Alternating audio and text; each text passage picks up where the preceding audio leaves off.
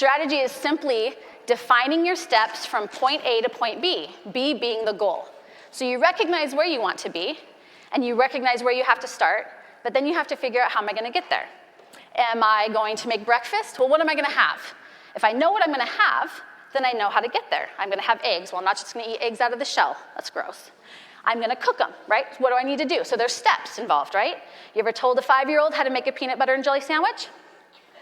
Yes, if you have not, it is living on the wild side. So, I actually had peanut butter on the side of my cupboard one time. It was horrible, but you do learn how to become a strategist, okay? Planning a trip. Every single person in here, I'm assuming, is an author.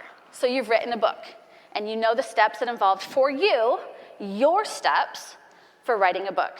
Your steps are gonna be different from my steps. That's why it's so important that we are gonna be taking these notes, and you're gonna be putting steps forward for your own plan, okay?